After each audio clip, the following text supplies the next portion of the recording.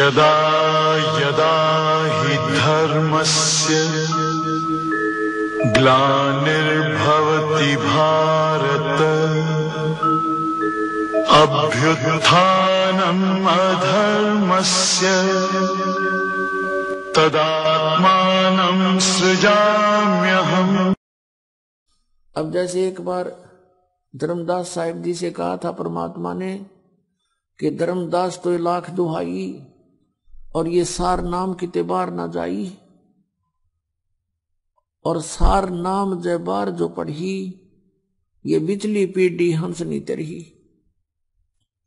फिर कहा कि धर्मदास मोरी लाख दुहाई ये मूल ज्ञान कहीं बार ना जाई, मूल ज्ञान बार जो पढ़ी बिचली पीढ़ी हंस नी तरही।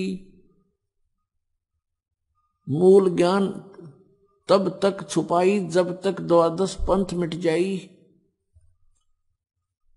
तो इतना सख्त आदेश दे दिया था कि लाख दुहाई लाख दुहाई, ये सतनाम किसी को बताना नहीं।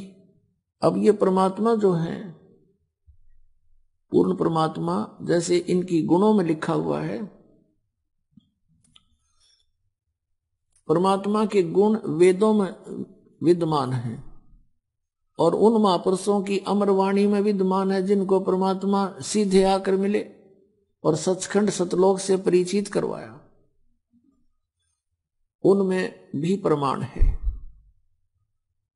ऋग्वेद मंडल नंबर 9 सूक्त नंबर 86 मंत्र 26-27 में, ऋग्वेद मंडल नंबर 9 सूक्त 82 मंत्र 1, 2, 3 में, ऋग्वेद मंडल नंबर 9 सूक्त 96 96 के 16 से लेकर 20 में, ऋग्वेद मंडल नंबर 9 सूक्त 1 मंत्र 8 और 9 में, ऋग्वेद मंडल नंबर 9 सूक्त 20 मंत्र 1 में, ऋग्वेद मंडल नंबर 9 सूक्त 94 मंत्र 1 में,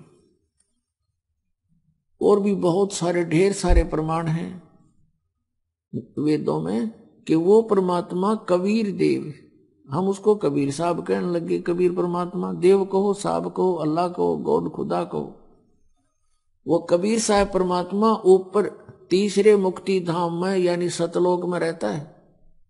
तीसरा मुक्ति धाम तीसरा है। जैसे एक लोक तो काल का 21 ब्रह्मांड का क्षेत्र ब्रह्म का, और दूसरा अक्षर पुरुष का यानी परब्रह्म का 7 संग ब्रह्मांड का क्षेत्र, ये दूसरा लोक, और तीसरा लोक सतलोक है जहां बैठकर परमात्मा सबकी रचना की और सबको संभाल रहा है, सबका कंट्रोल कर रहा है, वो सतलोक है। वहां कबीर साहब रहते हैं, सतपुरुष रहते हैं। तो वहां से वो गति करके आते हैं, चल कर आते हैं, अपनी प्यारी आत्माओं को मिलते हैं, उनको ज्ञान से परिचित कराते हैं, और वो परमात्मा कवि की तरह यहाँ घूमते हैं, कवि की तरह आचरण करते हैं, इधर उधर विचरण करते हैं, और वो होते हैं कबीर देव, वो होते हैं परमात्मा, और वो एक सुप्रसिद्ध कवियों की भी उपाधि प्राप्त करते हैं, लेकिन वो अमर पुरुष कबीर देव होते हैं। अपनात्मा इसी गुण के आधार से परमात्मा किन किन महापुरुषों को मिले। जैसे ये समागम उसी उपलक्ष्य में हो रहा है। यदि वो परमात्मा नहीं आते पुण्यात्मा, हमें कभी भी रास्ता नहीं मिलता। आज तक ब्रह्मा विष्णु महेश को भी यथार्थ ज्ञान नहीं है, ये सत्कर मान लेना। दास अभिमान नहीं करता, लेकिन सत्य ज्ञान बता रहा है, सच्चाई बता रहा है, क्योंकि ये काल नहीं किसी को सत्य रास्ता देता। ये तो समर्थ आते हैं, इसकी छाती पर पीसना पीसते हैं और इसको एक तरफ बैठा करके तब अपने बच्चों को तत्व ज्ञान समझाते हैं। इसका दाव लगते ही ये फिर नाम खंड करवा देता है, और नाम खंड होने से भगवान से हम दूर हो जाते हैं और काल के ही जाल में रह जाते हैं।